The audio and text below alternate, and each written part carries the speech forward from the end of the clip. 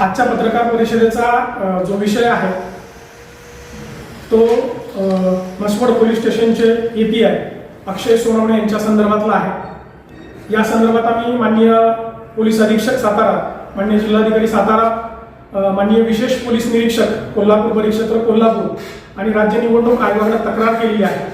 त्या तक्रारीतले मुद्दे साधारणपणे असे आहेत की म्हसवड पोलीस स्टेशनचे जे प्रभारी पोलीस अधिकारी आहेत अक्षय सोनवणे हे पूर्णपणे सत्ताधाऱ्यांच्या बाजूने झुकलेले आहेत, सत्ताधाऱ्यांसाठी काम करतायत आणि महाराष्ट्राचे ग्रामीण विकास मंत्री सन्माननीय जयकुमार गोरे साहेब यांच्या अत्यंत ते जवळचे आहेत। खरं तर या सातारा जिल्ह्याला पोलीस दलाला सुद्धा अतिशय समृद्ध अशी परंपरा आहे, अतिशय अभिमानास्पद परंपरा आहे। परंतु मागच्या काही दिवसात जर आपण बघितलं तर मान तालुक्यात, मान खटाव तालुक्यात जी दहशत पसरवली जाते ती राजकीय दहशत तर आहेच आहे, परंतु ही दहशत पसरवण्यासाठी पोलीस दलाचा वापर केला जातो हे अत्यंत घातक आहे, लोकशाहीसाठी अत्यंत धोकादायक आहे आणि याच गोष्टीवरती आमचा आक्षेप आहे। या संदर्भात मी आपल्याशी संवाद साधताना आपल्याला एक फोटो दाखवतो। हा फोटो आहे, या फोटोत जे दिसणारे आहेत ते म्हसवड पोलीस स्टेशनचे प्रभारी पोलीस अधिकारी अक्षय सोनवणे आहेत आणि त्यांच्या शेजारी आपण हा जो उत्सव दिसतोय तो अक्षय सोनवणे यांचा वाढदिवस साजरा करण्यासाठी महाराष्ट्राचे ग्रामीण विकास मंत्री सन्माननीय जयकुमार गोरे साहेब हे त्यांना केक बनवून त्यांचा वाढदिवस साजरा करतायत असं हे चित्र आहे। ठिकाण आहे म्हसवड पोलीस स्टेशन, म्हणजे म्हसवड पोलीस स्टेशनच्या हद्दीत किंवा आवारात एका शासकीय अधिकाऱ्याचा, एका पोलीस अधिकाऱ्याचा या राज्याचे ग्रामीण विकास मंत्री जाऊन तिथं वाढदिवस साजरा करतात। हे आक्षेपार्ह नाही का? हे कोणत्या नियमाला धरून आहे? हे कोणत्या कायद्याला धरून आहे? ही गोष्ट दाखवते की मंत्री जयकुमार गोरे आणि म्हसवड पोलीस स्टेशनचे API यांचे अत्यंत जवळचे संबंध आहे। हा दुसरा फोटो पण आपण बघू शकतो, म्हसवड पोलीस स्टेशन मधला आहे, मंत्री जयकुमार गोरे आणि API अक्षय सोनवणे यांचा आहे। ते ज्या पोज मध्ये उभे राहिले यावर ते क्लिअर कट दिसते त्यांचे अत्यंत घनिष्ठ आणि मित्रत्वाचे संबंध आहे। हा फोटो सुद्धा म्हसवड पोलीस स्टेशनचा आतला आहे। ही गोष्ट क्लिअर कट करते की ते सत्ताधाऱ्यांच्या बाजूने झुकलेले, ते निपक्षपणे नाही। मी तुम्हाला आणखी पण काही फोटोग्राफ्स दाखवतो। हा फोटोग्राफ पहा, या फोटोमध्ये आपल्याला दिसतंय की मंत्री जयकुमार गोरे साहेबांच्या हस्ते API अक्षय सोनवणे यांचा सत्कार केला जातो। तो सत्कार भाजपच्या एका राजकीय कार्यक्रमात केला जातोय, याला आमचा तीव्र आक्षेप आहे आणि ही गोष्ट क्लिअर कट करते की मंत्री जयकुमार गोरे आणि API अक्षय सोनवणे यांचे अत्यंत घनिष्ठ संबंध आहेत। एखाद्या पोलीस अधिकाऱ्याचा एखाद्या राजकीय कार्यक्रमात मंत्री महोदयांच्या हस्ते सत्कार होणं हे कोणत्या कायद्यात बसतं, कोणत्या प्रोटोकॉल मध्ये बसतं, या सगळ्या प्रश्नांची उत्तरं या जिल्हा पोलीस प्रशासनाला द्यावी लागतात। मी तुम्हाला आणखी एक फोटो दाखवतो। हा फोटो आहे म्हसवडमध्ये अल्पवयीन आरोपींची भिंड काढलेली। हा बातमीतलाच एक फोटो आहे, त्याच्यामध्ये दिसतंय म्हसवड पोलीस स्टेशनचे API अक्षय सोनवणे आणि त्यांचे सर्व सहकारी हे म्हसवडच्या बाजारपेठांमधून, म्हसवडच्या रस्त्यावरून या अल्पवयीन गुंडांची भिंड काढतात। अर्थात कुठल्याही आरोपीची भिंड काढणं किंवा त्याला अशा पद्धतीनं समाजाच्या समोर सादरीकरण करणं हे कोणत्याही कायद्यात बसत नाही, हे संविधानाच्या विरोध आहे, इव्हन हे मानवी हक्कांची पायमल्ली आहे।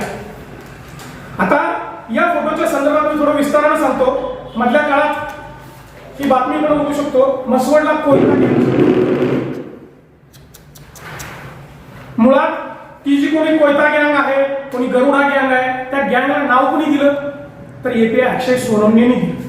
त्याच्यात जी अल्पवयीन मुलं पकडून आणलेले, ती वेगवेगळ्या ठिकाणाहून वेगवेगळ्या कारणाने पकडून आणलेले, त्यांना एकत्र केलं। हा क्लिअर कट खोटा गुन्हा आहे, रचलेला फॅब्रिकेटेड गुन्हा आहे आणि खोट्या गुन्ह्यात दाखल करून त्यांची भिंड काढली जाते, हे कुठल्या कायद्यात बसतं? मला माननीय जिल्हा पोलीस प्रमुखांना हा प्रश्न विचारायचा।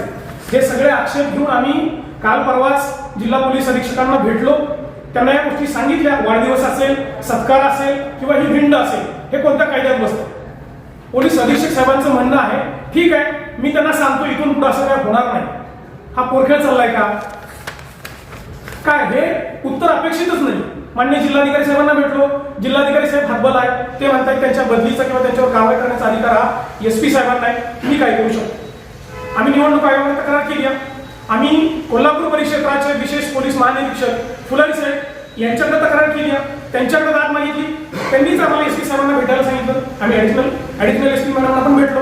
या संदर्भात आम्ही आमच्या तक्रारी रेकॉर्डवरती ठेवलेल्या आहेत. ह्या अतिशय गंभीर आहेत, परंतु प्रशासन याची दखल घ्यायला तयार नाही, जाणीवपूर्वक दखल घेत नाही. मला या निमित्तानं पोलीस अधीक्षक साहेबांना विचारायचं आहे, कोणाच्या आश्रयानं तुम्ही एपीआय अक्षय सोनवणेंना वाचवताय? मी ज्या गोष्टी आपणासमोर मांडतो त्या अतिशय गंभीर आहे, त्या लोकशाहीच्या खून करणारे आहेत. निवडणूक आयोगाच्या स्पष्ट सूचना आहेत की कोणताही अधिकारी जो निवडणुकीशी संबंधित असेल किंवा तिथं शासकीय काम करत असेल तो निपक्षपाती असावा.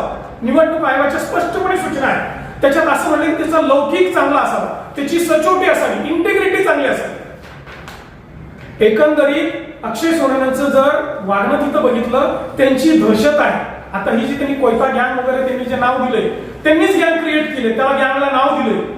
हा काय प्रकार आहे? ऍक्च्युली तिथली परिस्थिती मानखटामधली इतकी गंभीर आहे की तिथं लोकांच्या चर्चा आहे की तिथं एक अघोषित गँग काम करत्या.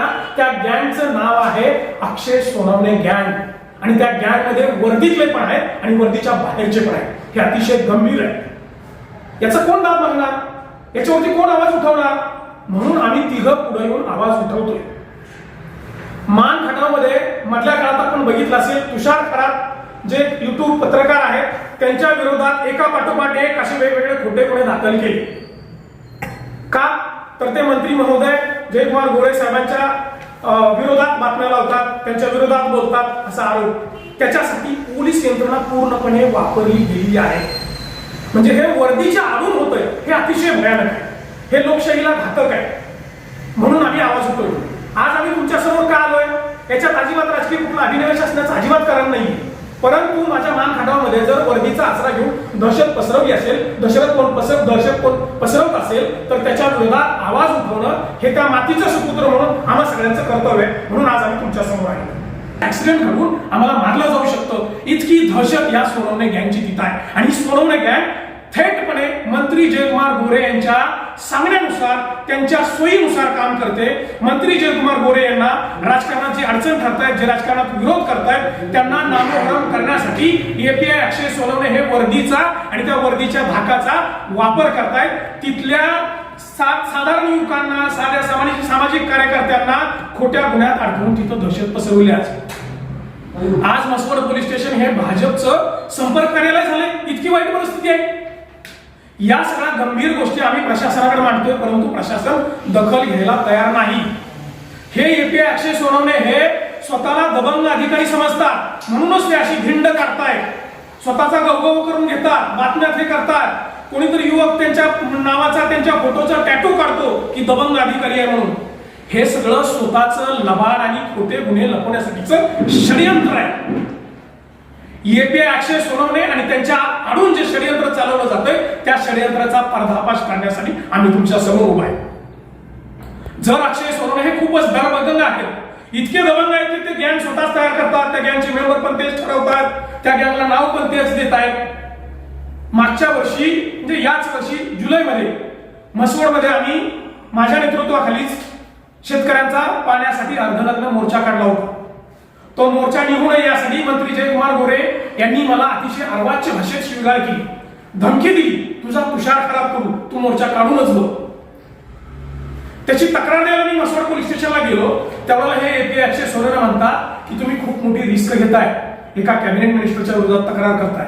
मी त्यांना सांगितलं की मी भारताचं संविधानाला मानतो आणि त्या संविधानानुसार भारतातला प्रत्येक नागरिक हा एका समान पातळीवरती आहेत, समान अधिकार आहेत.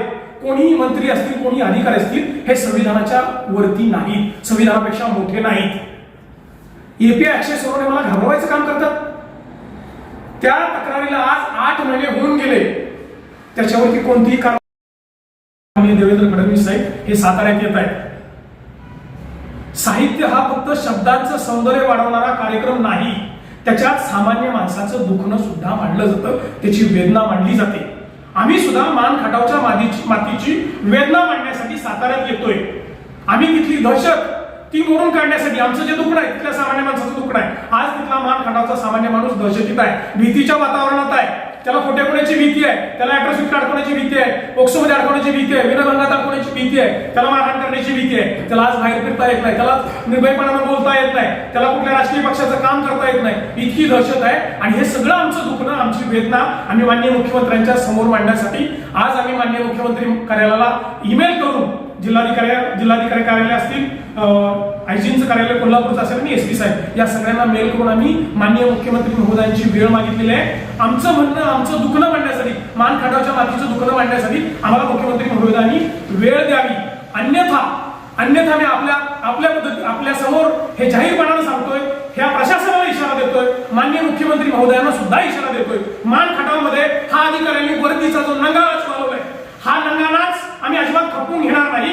वादग्रस्त आणि कलंकित अधिकारी एपीआय अक्षय सोनवणेची तातडीने बदली करणं, त्यांची उच्चस्तरीय आणि निपक्षपातीपणे चौकशी करणं आणि त्याचे खोटेपणाचं रॅकेट चालवलं जातंय त्याची स्वतंत्रपणे एक निष्पक्ष आणि उच्चस्तरीय चौकशी केली नाही. आम्हाला जर उद्या परवा भेटीचा वेळ दिला नाही तर माननीय मुख्यमंत्री यांच्या समोर आम्ही बोंबाबोंब आंदोलन करणार आहे.